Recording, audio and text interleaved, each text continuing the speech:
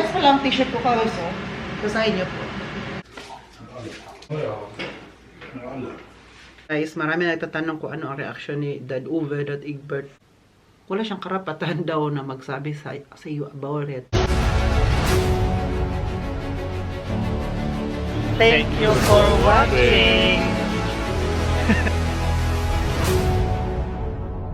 Look out guys! Welcome back to another vlog! Get some Oliver Gemiker. Ayan, magluto po tayo ngayon ng ano ba lutuin natin? Paano? Wala na ako sarili ko. Wait lang, yung camera ko parang very down. Wait lang, ayan, ayan. Magluto tayo ngayon ng munggo. Kasi parang gusto ko magsabaw ngayon. Tapos, haluan lang po natin ng karning manok. Hala, ano na talaga So, ilagay natin yung karning manok.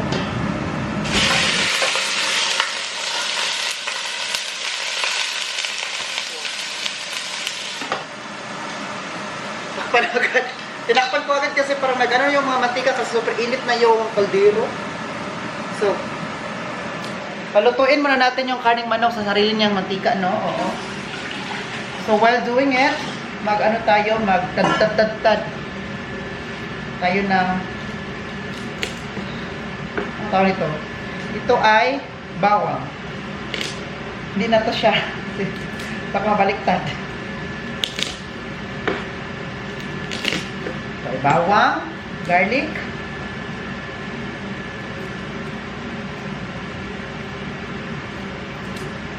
ang ano ko pala, ang munggo, niluto ko na kanina pa. Kaya andyan ako, naghihintay na lang yan siya. Kaya luto na yan siya. Kuha tayo ng sibuyas. What's happening? Hi! Wow, what's happening? Dad Uwe. Who is Egbert? I don't know. I don't know what is that. So, ito yung sibuyas. Baka sabihan naman natin itong bawang. Nako.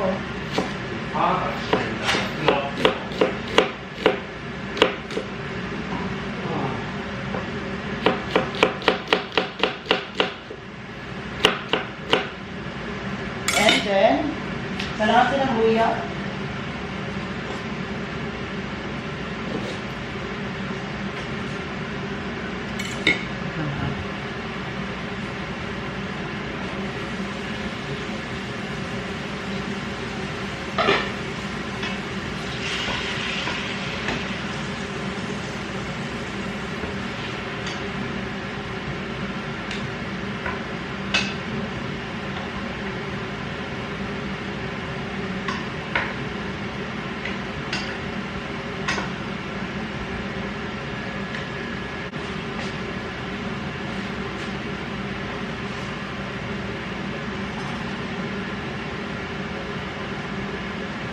Kasainin ako ng rice. Parang lately ba, parang hindi ako masyadong ano sa pagkain ngayon. Dati kasi, ganang-gana ako na kumain. Ay, parang hindi. Walang gana. Kapag kakain ako, mabilis na ako mabusog. Tapos napansin ko rin na nangangayat ako, pumapayat. I know, marami sa inyo na kapansin na pumapayat ako. Yes po. Bumaba pa ang timba ko ngayon. Kasi nga po, hindi na ako ano sa pagkain. Unlike before, dati-dati na maano ko sa pagkain ba? Baka yung hormones ko na. Siguro sa mga pinagdaanan natin ngayon, kaya dala din siya. Ay, buhay. Tapos yung ubo ko pa, hindi pa nawala-wala. May ubo pa ako. Parang may plema ako dito na hindi natatanggal. Kaya minsan parang nagugulo rin ako to sa ano ko, ubo. Diba nagka-influenza flu ako? Ay, influenza virus. Tama talaga nag-comment sa akin na ang ubo ang pinakamatagal mawala. Hanggang ngayon, ano ba ang ubo? Magwa 1 month na to. So, pag malutuluto na itong karning manok, ilagay natin yung itong bonen. Munggo pala, hindi bonen. Tapos Mag-ano pa ako mga gulay. May gulay ako dyan. Tagtarin pa natin.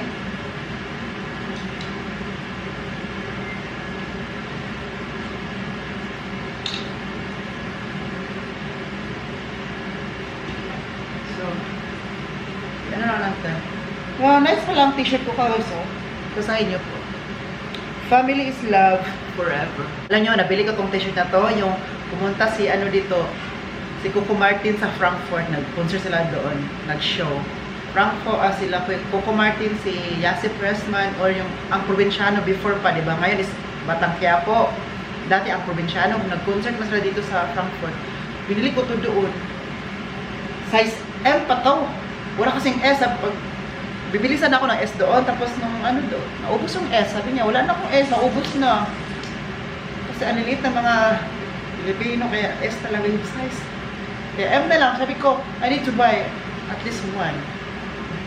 Kaya ito na siya. At nung pumunta kami ng concert before 2019, mas siguro yung ka guys. Sa 19 yun ba? Sumama si Red Over. Frankfurt, tapos sa Frankfurt kami nag-hotel kami kasama ni si Aprilyn, asawa ni Aprilyn, anak niya, tapos yung friend pa ni Aprilyn. Kasi si Aprilyn yung nagsabi sa amin na, Oliver, may ticket kasi sila Aprilyn, tapos you need to pay the ticket, no? Kasi I think it wasn't free. So may extra pa sa Aprilyn na kung magbili daw siya, kasi may kilala siya, so nagbabili din ako. So sumama si Dad Uwe, sabi niya, kapamilya, di ba, ang LDS? Sabi niya, kapamilya. Ayan. Tinatanong niya na kung anong, what is kapamilya means daw, sabi niya. Yeah, first time din over noon na, first time din over na nakita ng mga Filipino celebrities.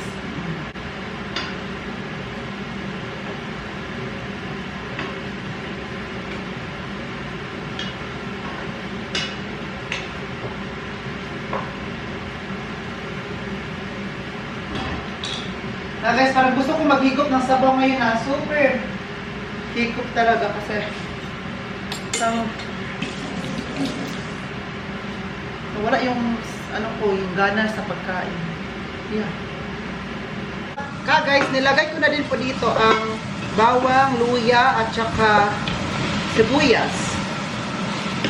Makamali na naman yung sabi natin ba na sibuyas. Nako, ang bawang sibuyas talaga ay na-change natin. Sensyahan nyo na po ako. So, okay na to. Ilagay natin ngayon ang munggo. Naglagay tayo ng munggo. Sarap maghigop talaga na super marami ba. Itong munggo na to, lata na.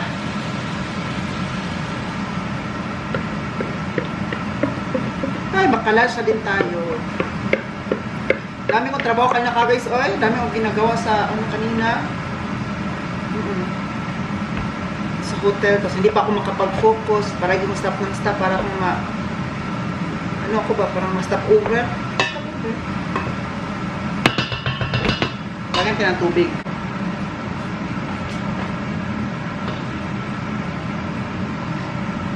Yan, Sharo.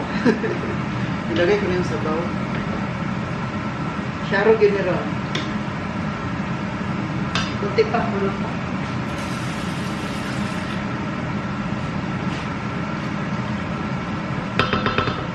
Okay na to. So, ang next na gagawin naman natin ay to prepare the gulay. Ano bang gulay na nabili ko? Tingnan natin. Wow, meron pala akong kohlrabi, yung parang shayote, tapos baby spinach, pak choy. So, yung kohlrabi ay dapat ko na itong ilagay din doon para sabay sila.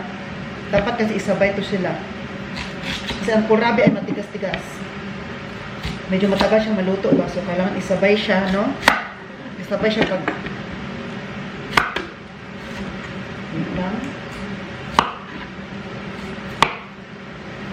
Kasi sa gulay dito na ilagay ko, ang kohlrabi ang matigas. Siyempre, yung munggo din. Sa amin dati kagis ba, magluto kami ng munggo sa Pilipinas. Hindi kami iluto dyan, ipainit. I-overnight lang namin, sa tubig. Para siya ibabad sa tubig overnight. Tapos, kinabukasan, ano na siya? Kinabukasan may seed na. Ang dis na may tumubo na ano pala. Kinabukasan may ano na siya ka guys. Ay gata na without na ipahit-hit. Di ko alam kung gano'n din ang ginagawa ninyo sa inyo. Basta ipa-overnight yan sa amin. Tapos lagyan ng meron din yung munggo ka guys na isabay sa langka ba? Tapos bulad. Daing ang ano ba i-partner. Ilagay. Perfect. Ilagay na natin ito.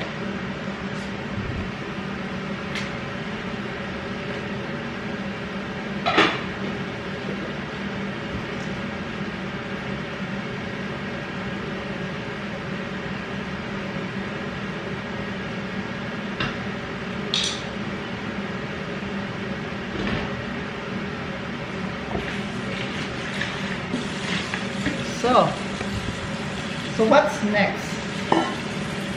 Yung pak choy. Gutom na ako.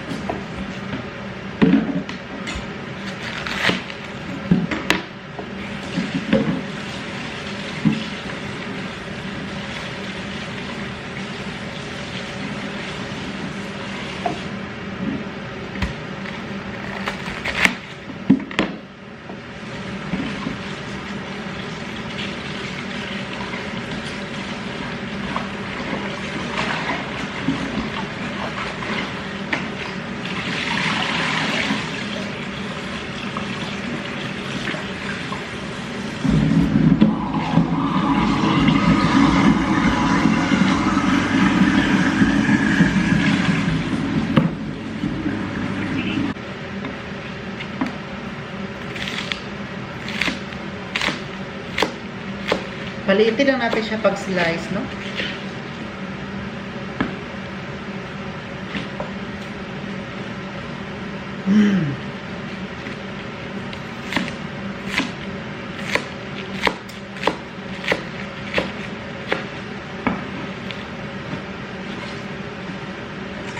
Sarap ito guys, magulay. Ang na-miss ko na pagkain sa Pilipinas ay ang langka. Kaya pag uwi ko soon sa Pilipinas, gulay talaga ako ng langka tapos lagyan ng daing na pinikas. The best. So magluto niya yung ate ko, the best talaga. Dati nung magluto kami ng langka, kami pa kukuha sa puno. Maghanap pa kami ng puno ng langka. Kung anong bata-bata na, yung baby pa ba, na bunga. So yun ang masarap. At yun din ang hindi matigas. Kaya yun talaga una nating lutuin doon sa Pilipinas, no? Yung langka na yun. Tapos daing din, matagal ako hindi nakakain ng daing guys. Ay! Guys, kaya soon, pag uwi ko na Pinas, daing tayo everyday. Ay, huwag naman everyday kasi it's bad for the health. Minsan lang. Tsaka magdala din tayo ng daing soon pagbalik natin dito sa Germany. Pwede man magdala. Nagdala man ako dati. Binigay ko dati I think si Harvey. Binigay ko dati siya, tapos ano pa yun? Pwede man tayo makadala ng marami, basta ano lang siya. Iputos lang talaga na hindi siya maamoy-amoy ng ano, kasi baka maamoy pa na ko. Baka makontrol tayo sa immigration. Pero kagaya ng dati, yung nag-ano ako, hindi siya umamoy. Hindi ako nakontrol. Kasi nakain ko lahat. Yes, colors. Wala ko sa ako.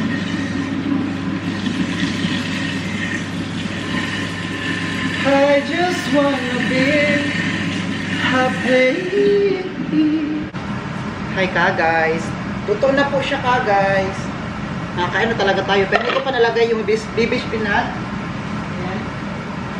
At saka dahon ng pak choy. Ang inuna ko lang nilagay yung steam ng pak choy kasi matigas-tigas yun. So, ang dahon, mabilis lang siya. So, lagyan na natin. Kumain lang natin, no? Make sure na wash your hands before everything and anything goes to the river. Goes to the caldero. So, lagyan na rin natin itong pak choy na to. Itong pak choy na to, sinasabi ko sa pak choy na to.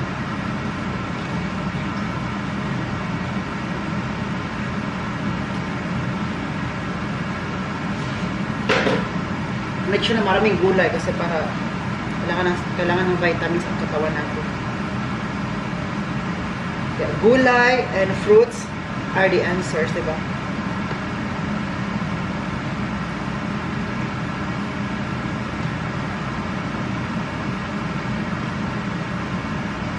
So here it goes. Ayan o. Wow! Sarap, no? Tapos, ayan, makarning manok. Ayan o. Karning manok natin dyan. So, kain po tayo ka, guys.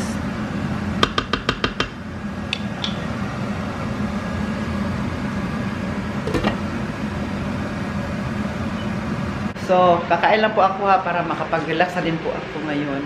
Thank you po. Ka, guys, kakarating ko lang po ng bahay. Kasama ko si Andy, naglakad-lakad kami. Han, si Andy. Hello! Ah, na-timingan. Si Red Owen, nahiya yan siya magpakita sa vlog kapag ang suot niya ay pang bahay. Nahiya siya. Unlike kay Dad Egbert na wala lang, chill lang. So ngayon, kasi kakarating na namin, pagkainin ko muna si Andy. Andy, oh, naghintay na siya. Oh, naghintay siya ng pagkain. Dahil mabait ka sa paglakad namin kanina, paglakad natin, pakainin kita. Kasi hindi ka mabait, pinapakain pa rin kita. Kata na pagkain niya here sa... So, ang dilim, no? Sige lang. Ito yung pagkain niya.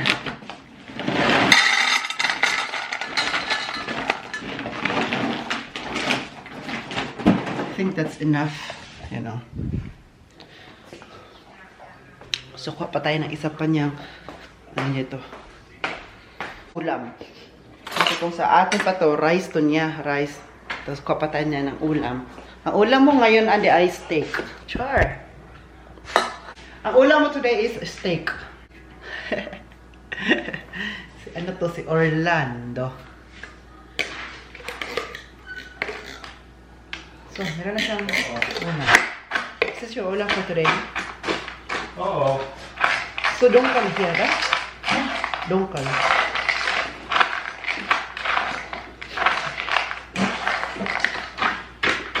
Ito ang ulam niya. At same time, yan naman talaga. Palagi. Kennst du? What is that? Hello. Lecker. Hello to my vlog. Hello to my... Egbert. Hi. Over. Hello to my vlog. Do you want to make it for me also? Das? Yeah. Ah, that's for the host. Ich hab so...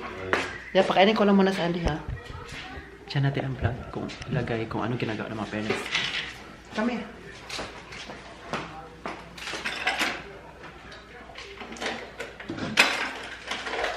Sollte die funktionieren. Laut Bewertungsniveau gab es ein Fassschmier, die kosten ein Drittel der Franken. Welchen? Die Fassreinigungskosten. Und alle. Oh, du hast Bei schon. Du Amazon. hast schon bestellt? Ha? Müsst ihr neu haben. Ja, alle. Du musst nur warten. Warten. Die Anzahl alles passt. Das ist ja damals dieser Schlüssel, den man dann noch bestücken muss. Hast du noch alles gebaut, bestellt? Was? Ich hab noch einen bestellt. Das ist ein bisschen. Wie viel kostet das das Egbert? Bei Franke kostet es 38 € eine Büchse. Wie viel? 38 € bei Franke. Frankie by apartment. Was? Ja, so ungefähr. Wir machen von apartment. Und das ist ein anderer. Und der war dort. Und wer ist teurer? Nee, der hat glaube ich nur 17 € gekostet. Ah guys, I'm going to show you that Egbert bought a lemon zero. Wow! Kanina po ito, binili niya. Ayun oh. There's a story behind of this. No? This Yes, one. because I have the same now. Uy! You have also? Yes. I told Egbert if you buy One for Ollie. Ollie, Yeah. please buy 2. For me, also for you. for me, 1. Where are you going to put it? In Badezimmer. In the bathroom. Thank you, Dad Egbert. Ja, jetzt kommt so wenig zu euch. Yeah. Kannst du. Jetzt warte ich. Wait. Bin sie vergessen. Here. Wow, marami pang bunga. Oh, limosito. To sa atin ba? Gawa natin ng juice. So, there's a story behind this limosito. So, kung ang tawag pa nila dito ay Calamonde. Calamonden orange. Calamonden orange? Yeah. Citrus Macrocarpa calamonden. Ah. So, kailangan siya ng sunlight. So, ito may kwento ko sa inyo. Kagabi, sinamahan ko si Dad Egbert na mag-grocery. Kasi kahapon kasi, it was my driving school. So, pumasok ko sa driving school, tapos na ako, umuwi na ako, tinawagan ko si Dad Egbert kung andun na ba siya sa, nag-grocery na ba siya? Sabi niya, hindi pa daw siya nag-grocery, nasa bahay pa siya. So sabi ko, sige, hindi ako dito sa driving school sa labas. Kasi yung driving school, diretso kasi siya doon sa supermarket. Malapit lang siya. So, naghintay ako doon. 10 minutes lang. Sabi niya, 10 minutes lang daw. So sumama na kami. Pumunta na kami ng Aldi.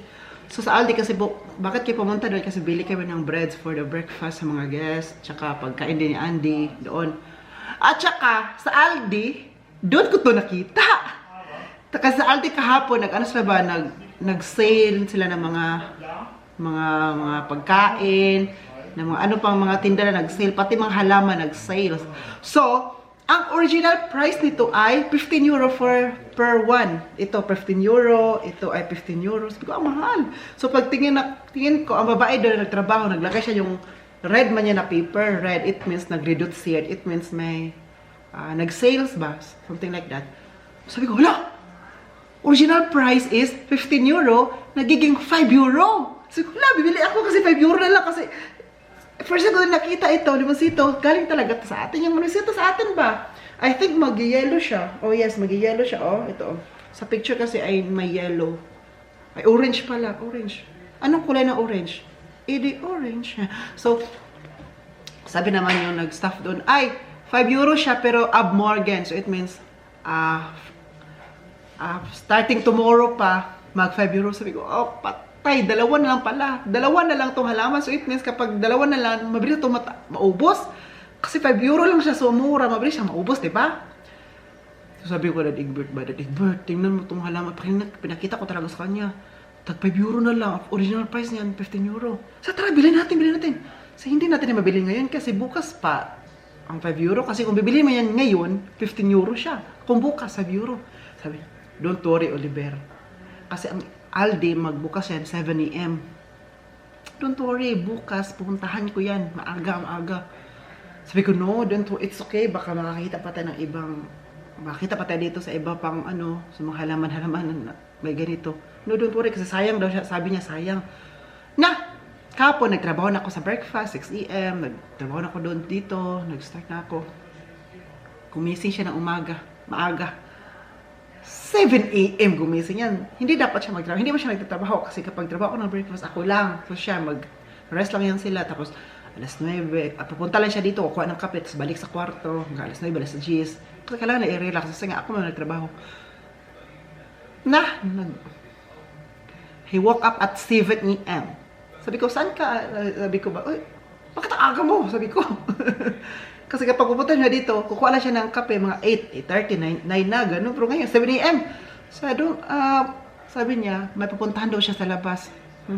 May pupunta sa labas. Sige, sinabi, pupunta na pala sa Aldi. Nagdala na pupunta yung sakyanan. Sumakay sa sakyan, diretso sa Aldi supermarket. Tapos mga ilang minutes lang, dumating siya, I think mga 20 minutes, dumating na siya dito. Sabi niya, Oliver, galing siya sa bahay, sabi niya, ito, Oliver siya. Huy! Nashock talaga ako. Sabi ko, ha? Binili mo talaga siya? Oh, only for you. Sabi ko, bakit dalawa? Dapat isa lang. Sabi niya, sabi kasi din over.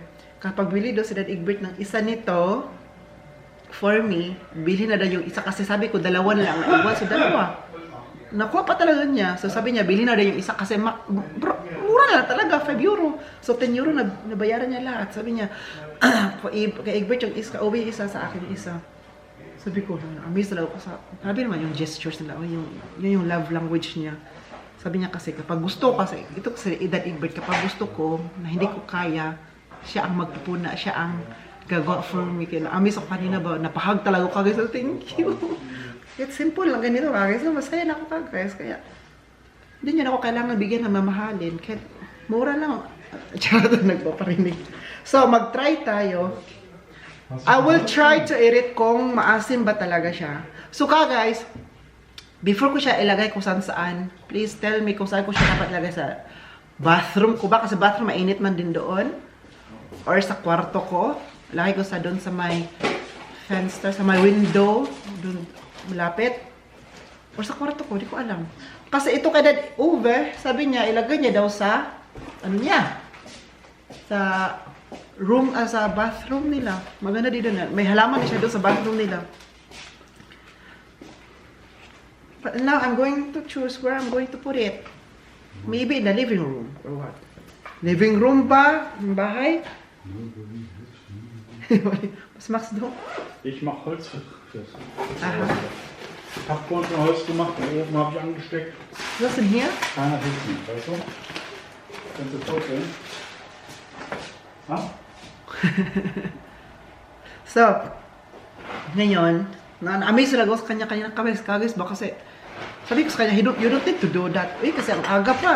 You don't need, sabi niya, sayang Oliver kasi sabi niya, kapag late na ako makapunta doon, for example, noon time, wala na to. Sabi niya, wala na yan. Kasi 5 euro yan, ubus na yan. Tapos 2 lang naiwan, so ubus talaga. May makauna niya, sabi niya, unahan ko sila.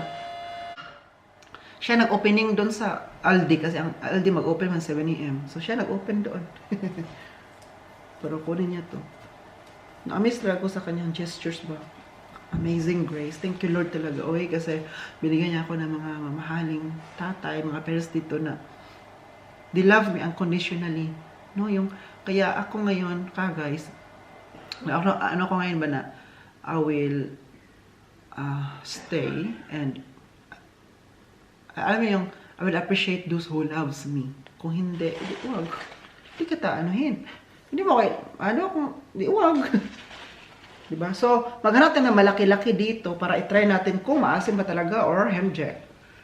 Wala mo masyado malaki kay Dad Egbert, ay kay Dad Uwe, sa kanya yan, ganyan sa ano niya.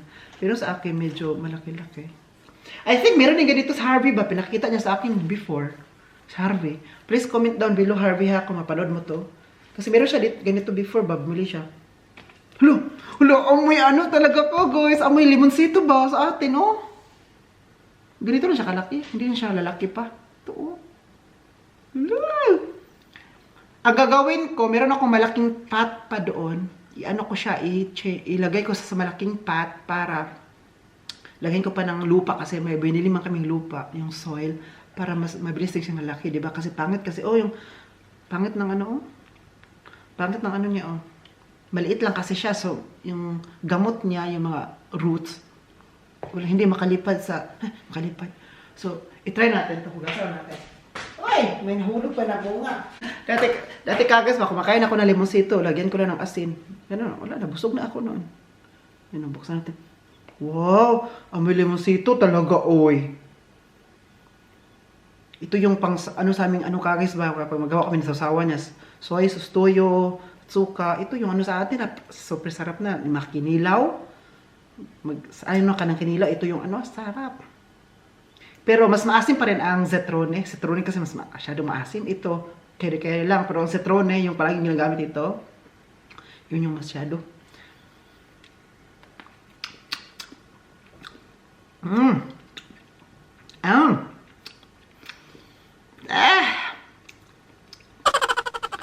Masarap to gawing ano. Kapag inuubo ay, hala, perfect! Inuubo pa ako ngayon. So, ito gawin nating juice. Ano natin to, hindi natin balatan.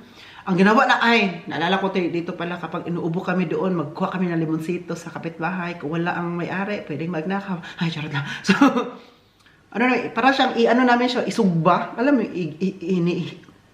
yung buo ba na isuba, i-grill lang siya, tapos para luto-lutuin siya, tapos after nun, ilagay na sa baso, tapos ano siya, i-press na, i-squeeze, ganun, tapos yung sabon nun, inumin, mawala talaga ang ano ba, ubo, maplema talaga, alalangkat yan sa dito, ha.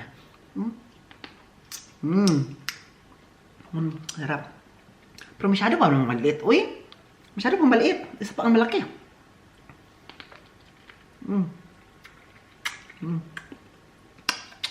So guys, please comment down below kung saan ko to ilagay ha. Pero i-change ko muna to ng malaking pot.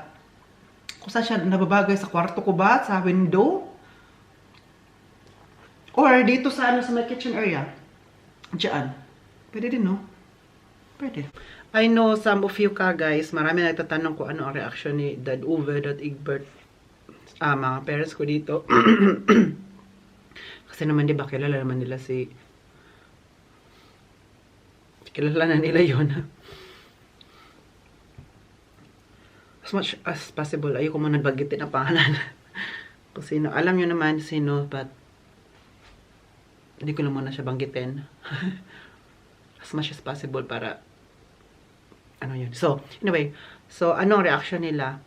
So, nung nalaman ng mga parents ko, ang una ding nakaalam po ay ang parents ko. Una-una si Dad Uwe. Dad Uwe kasi lahat ng mga sekreto ko guys, alam niya yan kasi I know I can trust him. He don't share it to everyone. I-share lang niya yan kapag mayroong basbas ko. Oliver, okay lang ba ito na i-share ko sa kanila to? For example, dito yung mga friends ko na mag-meet up, na may gusto na usap na ba, na sarap ng usapan. Tanungin niya kung okay lang sa akin na i-share ko to or hindi. Sabi ko, oh yes, you can share it. So, kung hindi naman pwede, hindi niya i-share. Kapag gusto ko lang na private, na kami na nakaalam, hindi niya i-share. So, ayan. At saka I know na si Dad Uwe, bakit share ko din sa kanya kasi I know he will not judge me. He don't judge me. Bagkos ay ano niya lang ako, bigyan ako ng advice, what's the best thing to do para maging okay ang lahat. Yes, because you know, kailangan mo din sa isang tao, kailangan sa isang bagay, kailangan mo din sa isang tao para mag-advise sa'yo yung marami na mga experiences sa life. So, doon ka talaga mag-advise kung sino yung mayroong mga experience nito, maghingi ka ng advice. So, advice siya. Meron pa kasing sinend yung isa, si Boylet. Boylet. Meron siyang sinend sa akin na super nasaktan ako. Ang dami niya nang sabing, nasaktan ako. So, I forwarded kay Dad Uwe yung message. Kasi German na, super haba, parang newspaper ba? So, tinanong ko Dad Uwe doon about sa laman ng text. So, tinanong ko Dad Uwe. So, I answered him, si Dad Uwe. Yes, ganito, ganyan. Tapos marami pa siyang masakit pa na salita nga. Sabi Dad Uwe, wala siyang karapatan daw na magsabi sa you about it. Kasi he don't really know you. Ano pa ba? He don't really know you well, sabi ni Dad Uwe. Kasi nga, di ba, nagkilala kayo, wala pang 1 year. Mag 1 year pa. Isang buwan na lang. Mag 1 year na. Sabi ni Dad Uwe, alam mo kasi nakaalam sa'yo, Oliver, kami yun. Kasi kami na matagal mong kasama. Alam na namin yung ups and downs. Alam na namin yung mga ano mo, yung ano ka at sino ka. Alam na namin, kaya hindi na namin kailangan i-memorize pa. So, nasaktan si Dad Uwe. He felt bad sa nangyayari. Kasi nga, gusto rin kasi ni Dad Uwe na sa gitna siya. Gusto niya magiging neutral. Kahit parents ko siya. So, as possible na gusto niya magiging neutral. But this time, parang nasaktan siya towards me dahil sa message na natanggap ko. Na super sakit. Kaya hindi na rin ako nag-reply kasi para hindi na din lumaki pa. At saka mas stop na kasi kapag mag-reply pa tapos sa emotion tayo na nasaktan. So baka may masabi tayong masasama na hindi natin na-control. So, di ba? Mahirap na may masabi kang masaktan ang isang tao na hindi na yun mawawala kasi nasaktan mo na siya. Mas okay pa kung pisikalan kaysa emotional kasi yun ang hindi na mawala. So ako Hindi ko ni-reply yan yung message niya para hindi ako makasabi baka mag-burst out pa ba ako ba. So makasabi pa ako masakit yung kasi sabi na ayoko din magpaalas, alam mo yun, gusto ko rin masaktan kasi sinasabi ko, okay na sa akin, it's okay. So hindi na ako nag-reply, sabi na huwag mo na din reply yan, hayaan mo na lang, mahihilom din yan, so it's better. Siya na bahala sa kanya, sabi niya, buhay niya yan, sabi niya. So he felt bad kasi nga may pinagsamahan naman daw kami, pati sa mga parents ko, bakit nasabi niya yung ganun na ang sakit, kahit hindi daw niya na-treasure yung pinagsamahan ba namin. So sabi ni Dad Ove, it's okay Oliver, meron ka pang ma-meet ng mga bagong friends in the near future. Sabi niya, appreciate those who loves you, those who respect you as who you are. Sabi pa ni Dad Ove pala, huwag ka mag-alala, dito lang kami, whatever happens. Kami yung tao na hindi kayo iiwan hanggang sa dulo. Sabi ko, parang ano ko ba ano ko ng pahinga. Sabi ko, kayo ang pahinga ko, para ano ko ng kaligayahan sa puso. Sabi ko, thank you. Parang alam mo yun, guys, na makarinig ka ng gano'n pa. Ayun na, and yun yung reaction nila. And then, din sila, pati din sila na-shock. Ay, ang na-shock pala ay si Dad Egbert. Kasi siya yung wala masyadong alam sa nangyari. Palagi ko siyang sinishare sa Dad Ove. Si Dad Egbert kasi busy masyado. Marami siyang ginagawa ba. So, wala siyang time about siya. So, sinishare na lang niya na tapos na. Ako kasi, sinishare ko Dad Ove. Si Dad Ove naman nagsishare kay Dad Egbert. Sabi ni si Dad Ove, ako na bahala magsabi kay Egbert. Sabi niya, ako na bahala maglagay ng sugar coat, na flowering words. Kasi Dad Ove kasi yung ano ko agad, sandalan, siya agad-agad talaga. So, yun na, ano na siya na-shock nga siya. Pero sabi niya, it's okay. Just think na, siguro, if it's not meant to be, it will. Sabi niya, if it's meant to be, it will be kapag. And then, if it's not meant to be, then, it will be then. Sabi niya. So, ayun. Pati ako, ngayon sakit do. Gusto ko mawala ba? Gusto ko siyang ilabas. Tara na tayo, magwalwal na tayo. Go, go, go. Charot lang. So, kagad, I'm going to end this vlog. Sana nag-enjoy kayo sa vlog natin today. Please don't forget to like, share, and subscribe. This has been Oliver Gemicar, and then, cheers po.